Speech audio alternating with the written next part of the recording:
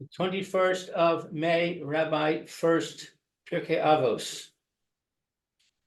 Right. Thank you, Lou. As Lou mentioned, this is Rabbi Shlomo Furst here at Samanaf Shir Time care of Zoom.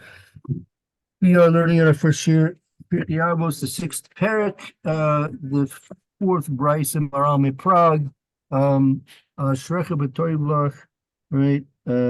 Kach Torah Torah, and we're in the paragraph beginning with the words Mitnei Zeh, which are bolded in red. If you see that there on your screen, you can look at it on screen, or you can look at it on your document. Let's continue on. Who would like to read? Any volunteers? I volunteer. Okay, thank you. Go ahead, Lou. Umipnei zeh amar kan kach hi darchei shel Torah. Because of this, it says here, kach, similarly, it is the way of Torah. Ki kach roy zeh el haTorah.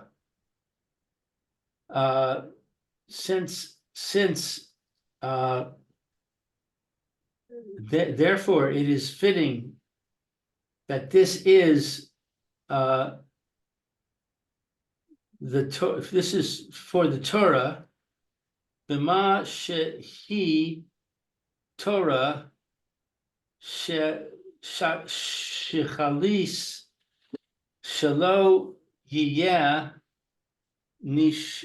nimshach klal achar hatanogim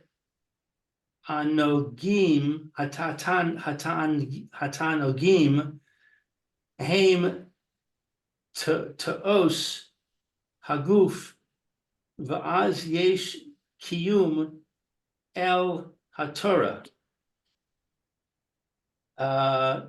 Let's see. So, with what that it is Torah, what is shechalis? Sichlis. That it's removed. No. Sichlis is something which has to do with intelligence. We have it's the contrast of the goof. You have the goof, the body, and you have the seichel, the intelligence of a person. The person's intelligence is not something which is physical, right? Right. So that's the opposite component of what a person is. The person is made of two opposite components. We're not discussing the neshama now. It could be that the neshama is which is really what the seichel is also, but we're not going into that discussion now. But he has these two components. He's made up a physical component, and he's made up an intelligent component. His intelligence. That it's not. What's nimshach? It's not drawn klal achra tanigim. It's the seichel, the intelligence is not drawn at all after the tanigim pleasures, physical meaning pleasures, physical pleasures. That they are ta'os. What's ta'os? No, shehem taivos haguf. They are the desires, the lusts of the goof. They're the lusts of the goof, of the body. Mm. And so there is an existence for the Torah. Right, and va'az yesh kiyum Torah. If the seichel of the person is not drawn after the pleasures of this world, which are the lusts of the body, then there'll be a reality and existence of Torah in that person, right? Torah cannot exist if the person is going to be involved with the pursuit of pleasure. The pursuit of pleasure is going to preclude any possibility of Torah resting within that person, because the body will be used simply as the vehicle for the fulfillment of its pleasures, and the intelligence will be harnessed by the body to fulfill those pleasures. And if the intelligence is going to be harnessed by the body to fulfill the physical lusts of the body, it has no ability to relate to Torah, which is something which is, as we're saying here, something which is based on intelligence.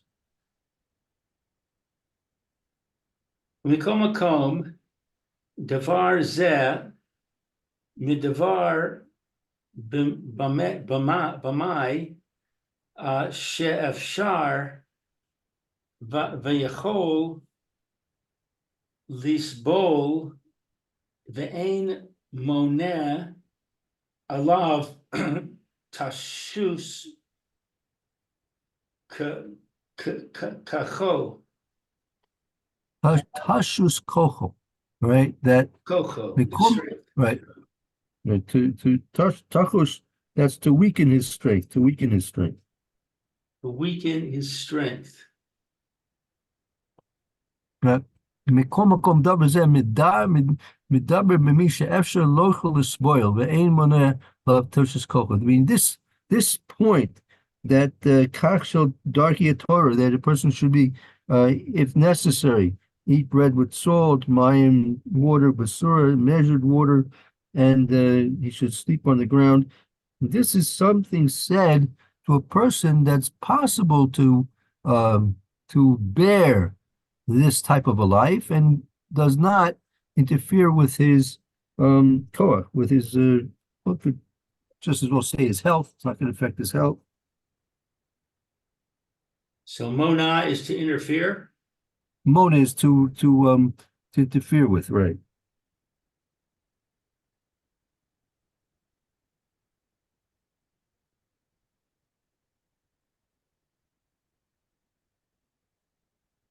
Ve'ein sheperush she'im hu bal osher gadol she'michayviv hu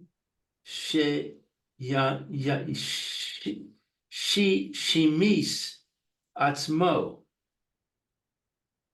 And it's not the explanation that if he is a wealthy, very wealthy person, that he is obligated, what is shemis? Yamis, he shall cause himself, shememis asmo, he should kill himself. Right, a person is. This is not referring to a person who's an usher, who's well provided for, and it's that he's obligated to kill himself over the Torah. That's not. This is not what this is referring to here.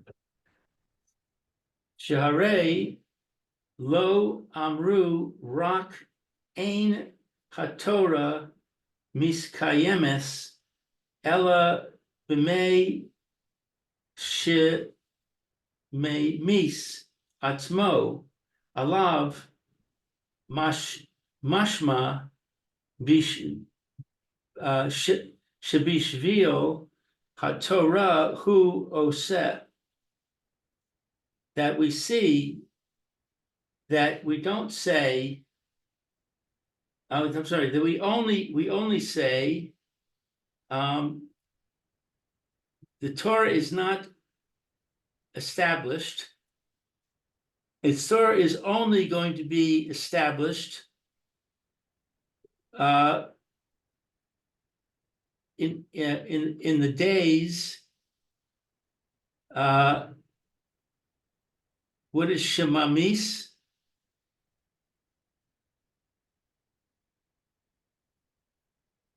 Oh, shemamis, that he kills himself, Right. For it. Right. we derive that it is for the sake of the Torah that he does this. Avos the ground pig. V'im afshar lo kamo sha'ar b'nei adam v'asok b'torah v'hu tovel pas b'melech lo nikra shehi memis atzmo al haTorah she'ein tzarich devar ze el haTorah. And it's impossible for him, like other people, to involve himself in Torah. What is Tovel?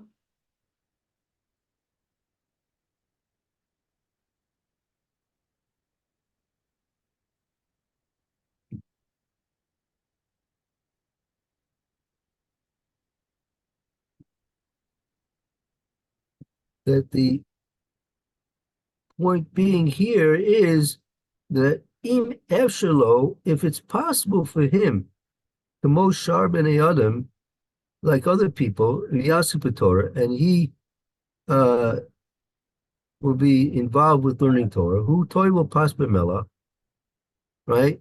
And he eats bread with salt. Lo nikra she'ah memis atzmo Torah, right? That's not called a person's dying over the Torah. Shein l'tzorach davar zeh el Torah. You don't have to.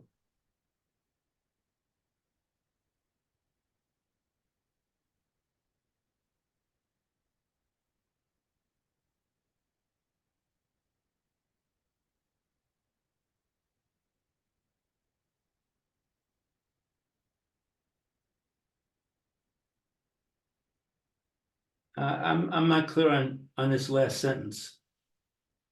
Again, the back up. Go to the third line in this paragraph.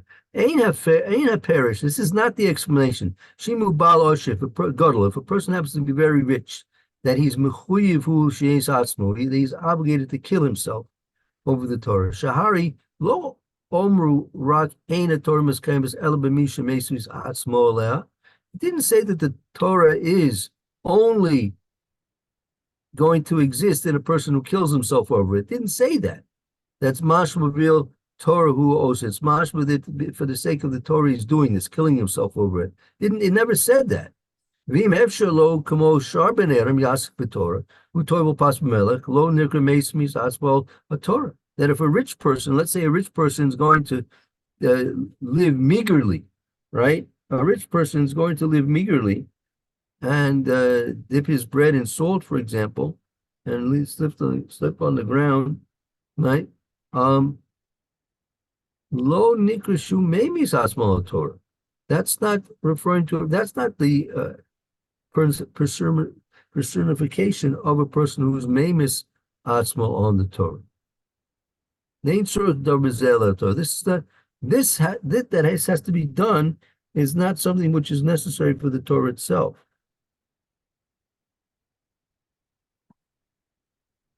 So this is all what is not the pshat, but now he is avol ha-perish kach. This is the explanation. Okay, avol ha-perish shikach darchei shel Torah sheyeh memis atzmo al haTorah.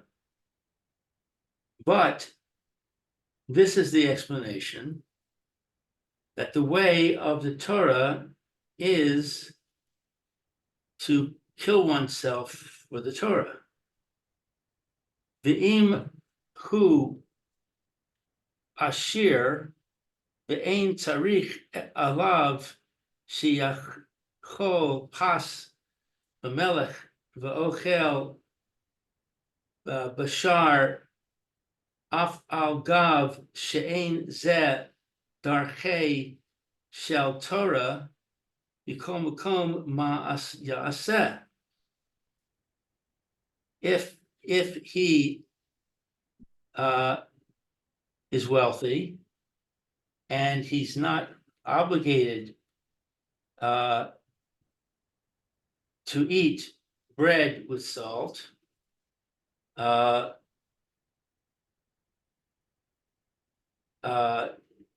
he eats meat, even though this is not the way of the Torah, nevertheless, it's what he does. She'im yachol pas b'melech shelo l'tzorcha ein ze nikra she'memis atzmo al haTorah. That if he is able, if he eats bread and salt, that it's not necessary. This is not called killing himself for the Torah. Rak im yiniach asaru v'chol asik av bishvil haTorah devar zeh mora shehu adam she memis atzmo al haTorah.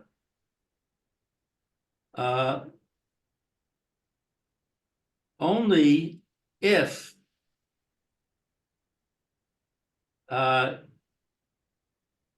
what's yiniach? That he refrains. Right? Rak im yiniach ashroi, only if he's going to refrain from utilizing the ashro, his wealth, we call also chov and all his activities for the sake of Tabisvil Torah. Zemor, double zemor, this thing indicates shu adam shememis asmal Torah. This is something which is indicating that he is a worthy person who is filling himself over the Torah. So if he is osek b'Torah, then that's enough.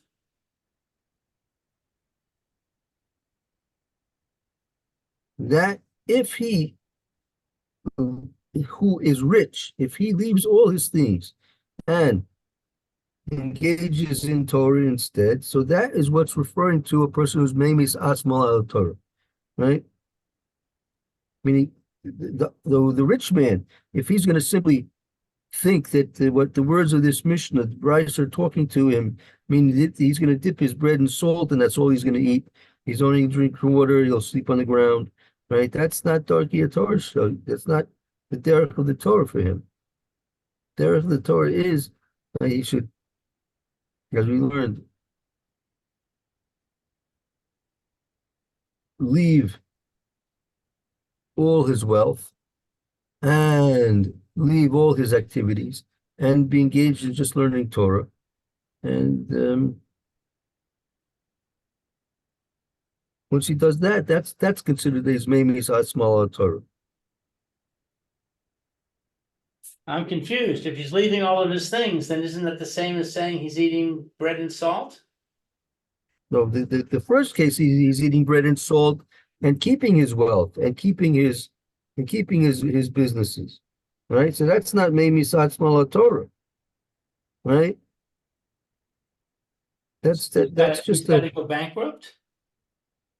Well, I'm not sure. What does it mean exactly? What it means, the Yiniach Asher, whether he should give it away, he should put it into investments, but he should but clearly he said, call it, he should not be involved with all his money-making activities.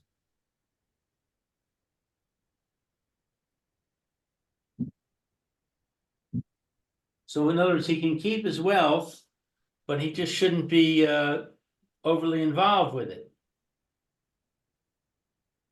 Right, meaning in order to be within the classification of Memis Atzmal Torah, the person who kills himself over Torah, he has to give up those things which are his identity. His identity is his wealth. His identity is his business dealings. So he must give up those things.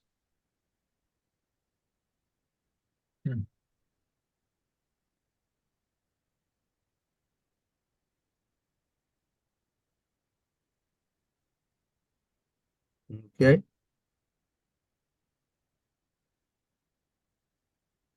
I don't know, I'm not really following the difference between the wealthy man and the poor man. So again, let's put it this way. Again, the poor man, all he has is some bread and some water, right? Right? So for him, right, him eating bread with salt and drinking water, that's what he has to do, right? Now, the rich man, he has an option. He has the option of keeping all his wealth, keeping all his businesses, and superficially doing some things like he's going to eat bread and drink water, right? So that may be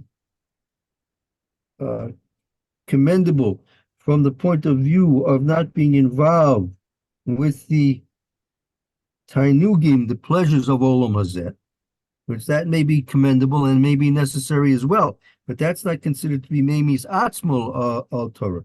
Memis Atzmal al Torah meaning he gives up his full essence, and that's the wealth of the rich man, that's the business dealings of the rich man. To give those things up, then he's going to be considered to be Memis Atzmal al Torah.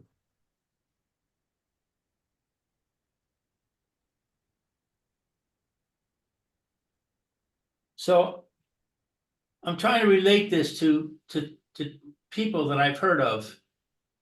I'm thinking of two people. I'm thinking of David HaMelech and the other person, I forget his name, but he lived in Canada. He was extremely wealthy. He was a real estate mogul. I don't remember his name now, but he was extremely wealthy, and he gave a huge amount of money to tzedakah. He supported many yeshivas in Israel and locally, and according to this book, he was quite a tzaddik, and he was a Talmid Chacham. But it doesn't seem like he gave up on his wealth and his businesses and everything. It just seems like he had them in the proper perspective. And then we have David HaMelech, who it says that he got up at midnight and he ate bread and salt and learned Torah. Right. So I'm trying to understand how we relate to these people. I mean, are we saying that they both did the wrong thing? Because David was wealthy, obviously, he was the king, but he was eating bread and salt, which we just said was not necessary. And this other man was involved in his business. He should have just put his money into investments and stopped his business and learned Torah. Correct. That's right. According to what's being said over here, but if he may never achieve the level of Memisatsmo. He lived with himself. He lived the way he was. He wasn't Memisatsmo.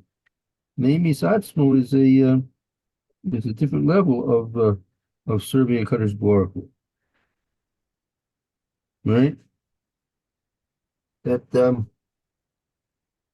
it's not the it's not in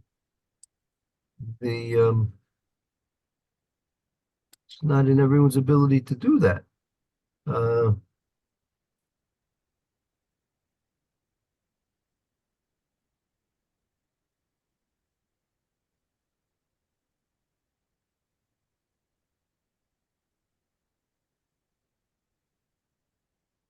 right. So whatever he did, but also whatever he didn't accomplish.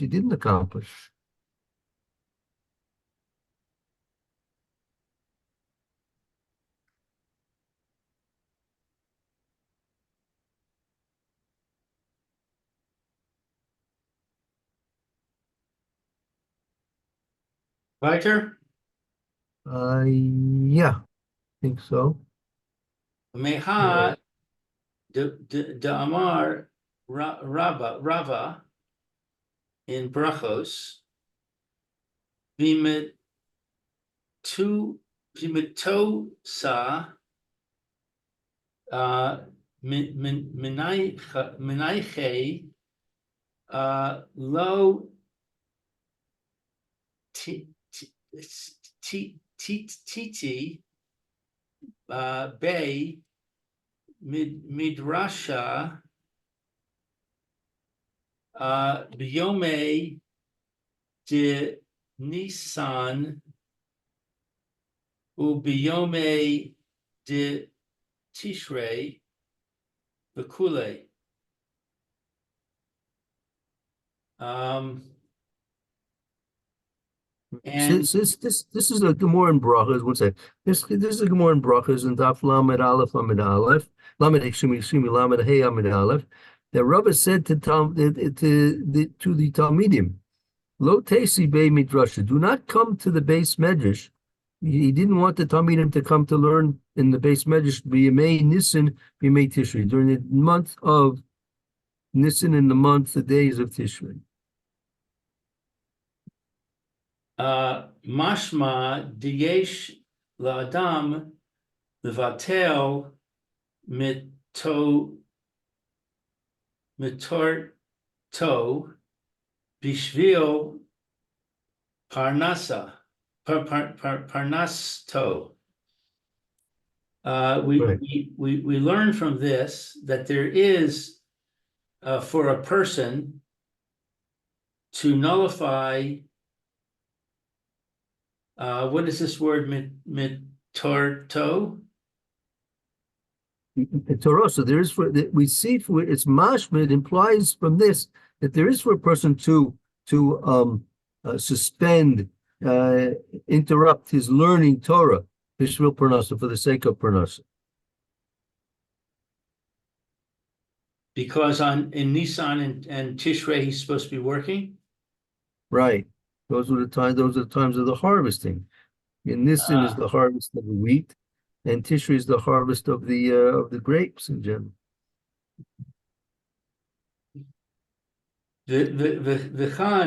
V'chein mashma kach darchei shel Torah da'afilu im ein lo le'achol rak pas lo yivvatel haTorah. And therefore, we learn thus the way of Torah, that even if he is not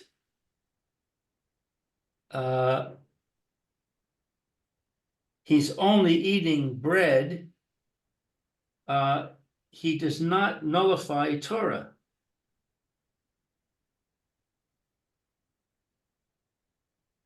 Right, so we see from this Gemara in Brachas that there is a concept of a person suspending his learning Torah for the sake of his parnasa. And here it's implying that this is the way of Torah, that even if a person is not going to eat except bread with salt, he's not to mevatel Torah. So it seems to be a contradiction.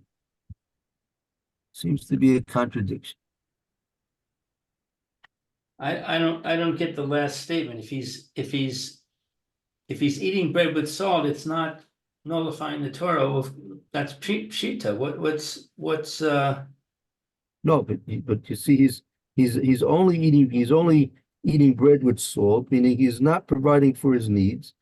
And even though he's not providing for his needs, he should not interrupt his learning to provide for his needs. Meaning, eating bread with salt is a bare minimal, right? So a person is supposed to exist at a bare minimal without providing for his needs, and that seems to be contradictory to the statement made about the month of Nisan and the month of Tishrei, that they should provide for their needs. I see. The presumption being that if he worked for those 2 months, he'd be able to provide for his needs.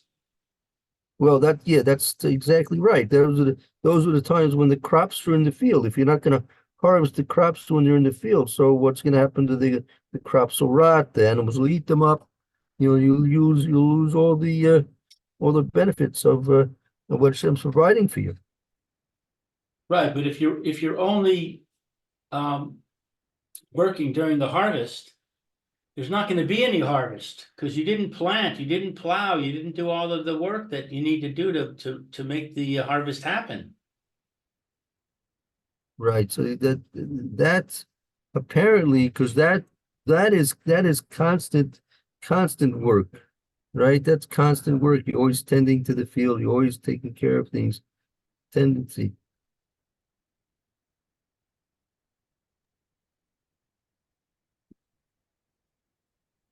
So the Right. big difference the big difference if something's going to be a constant distraction from learning Torah, or it's only going to be a temporary distraction from learning Torah.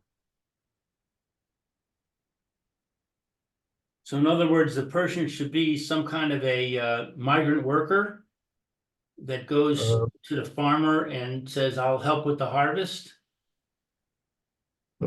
Perhaps. I mean, that suggestion hasn't been made, but we'll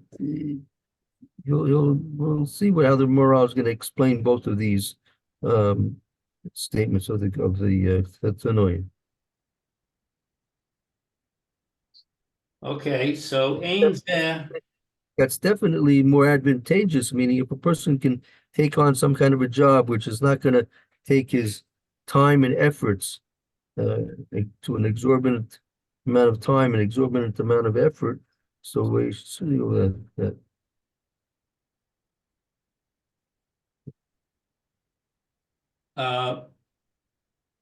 Ve'ein zeh kasha deha belav hachi kasha de perush seder tanis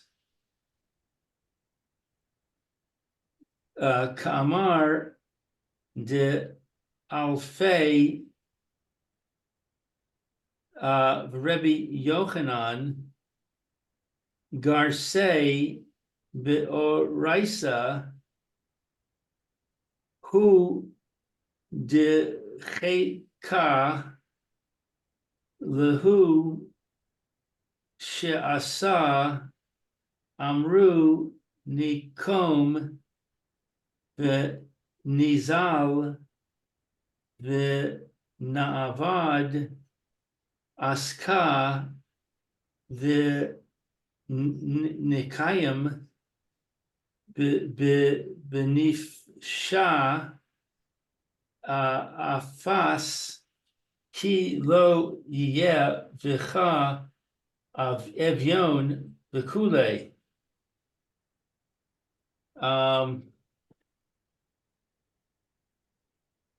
And this is not a question. Right. I mean, it's not a question that you see that our mission is teaching us, our Bryce is teaching us, person should exist on a bare minimal, implying that he should not do any hishtadlis to provide for himself. And on the other hand, the Gemara Rava in Bracha says that the Talmidim should in fact leave their learning for at least 2 months a year in order to provide for their needs. It's not a kasha, it's not a contradiction. Right. That here, that this, what's balav haki? Yeah, without this, balavach, without this, meaning Without this the question, lav kasha, meaning that question which we just posed is really not a question, and even without that, balavachi, I believe that there is another question to ask based on the Gemara in Tainus. right, based on the Gemara and Tainus, that says that even Rabbi Yochanan, what's Gar say? So that's the addition. There's a certain addition that there isn't like Gemara there. We have the addition in the Gemara there. Okay. That actually no. I'm sorry. Let me correct myself. It's talking there Ka'amr. It's just referring to Al Ilfa. Ilfa was the name of an Amora, and Rabbi Yochanan. Garsi Baraisa. They would be Garsi. Garsi means in this way that they would be learning Torah. Garsi Baraisa would be learning Torah.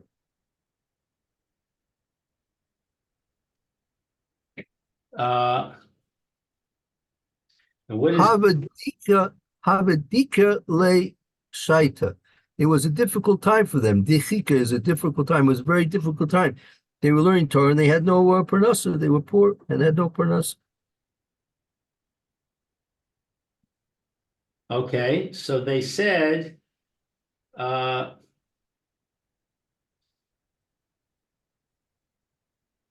v'nizal, I don't know. So since it was difficult for them to support themselves because they were learning Torah and they had no means of support, Amru, they said to themselves, Nikum, let's get up. Nizal v'navidiska. Let's go. Let's get up and we'll make a business. Get involved with business. We can't support ourselves here by learning, right? And so let's get up and go and get involved with business. V'nikum navshai, and we'll sustain ourselves. V'nikum navshai, and we'll sustain ourselves.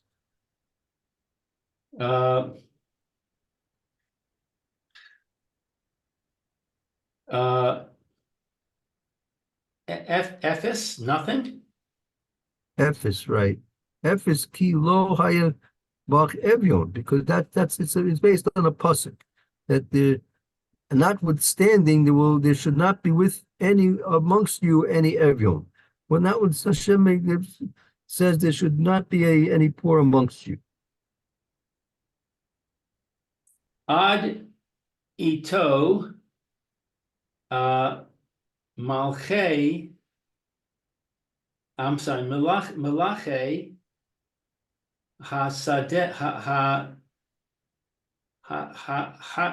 hasaras va'amrei nik tali nahu she manichim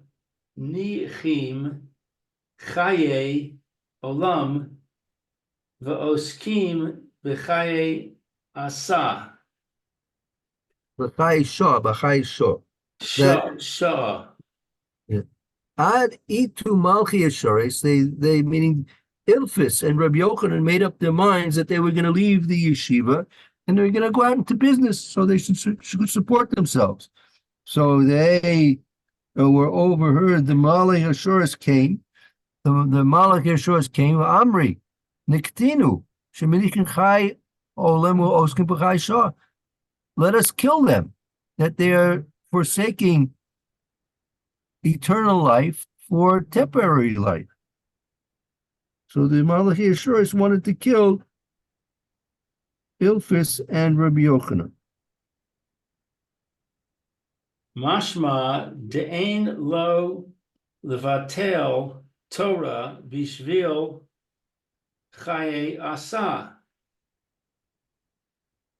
We learn from this that a person should not nullify Torah for the sake of a temporary living. This is the question. That's a question to the Gemara and Brachas. The Gemara and Brachas says they should not come into the base medrash on Nisan and Tishrei. They should be involved with the fields and making themselves some parnasa for the future. And here you see that the Malachei Ashuros were prepared to kill Ilfis and Rabbi Yochanan because they were leaving the yeshiva to start a business. But there's a big difference. In the case of the Gemara, we're talking about a short-term working 2 months out of the year, whereas in this case, we're talking about permanent. Right. So that's going to be one of the explanations. Exactly. Very good. Right. That's right. Right. Lichalak.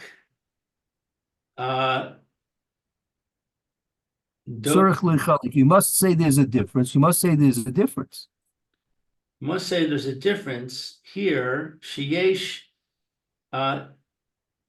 kitzva levat olo de hayinu chodesh echad o shnayim yesh lo levatel Torah so. There's a difference, but here there is what is kitzvah? That's a limit, meaning you have to say there's a difference, but that definitely the vadai hekeshes kitzvah libetuloi, definitely where there is a limit to the nullification, the suspension of learning Torah. Kainu chodesh echad or shtayim, 1 month or 2 months. Yesh lo lebatel Torah so. There is to suspend the learning of his Torah. Aval hachi she'ein kitzava levatelo bevadai ein lo levatel. But here, that it's not limited. It is a nullification of. It is certainly a nullification, and he should not nullify. Right. However, where there is no limit to the bitulo, to the nullification, the suspension of Torah, vade ein lebatel is definitely not to mebatel it. So when Ilfis and Rabbi Yochanan were planning to leave yeshiva, leave their learning and go start businesses, right? So that would be a permanent, irrevocable suspension of their learning Torah. In contrast, when they're not supposed to come in the month of Tishrei, in the month of Nisan, so that's something which is fixed and acceptable.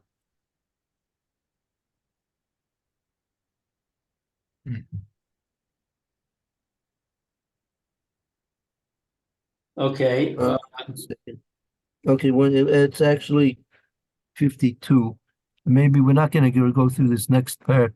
I'll tell you, maybe. All right, let's go.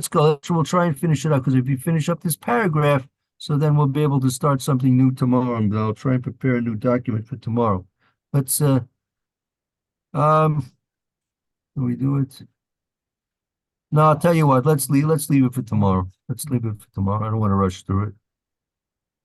Okay, let's take a break. Very good, Lou. That was good. Thank you, Rabbi. Thank you. Mr. Kayak, well, Baruch Tia. And we'll start with the Mr. Bruce here shortly, and we'll finish this. We'll finish this document tomorrow, and maybe if we have a chance, we'll start a new document. I'll see if I can't prepare something new in the meantime.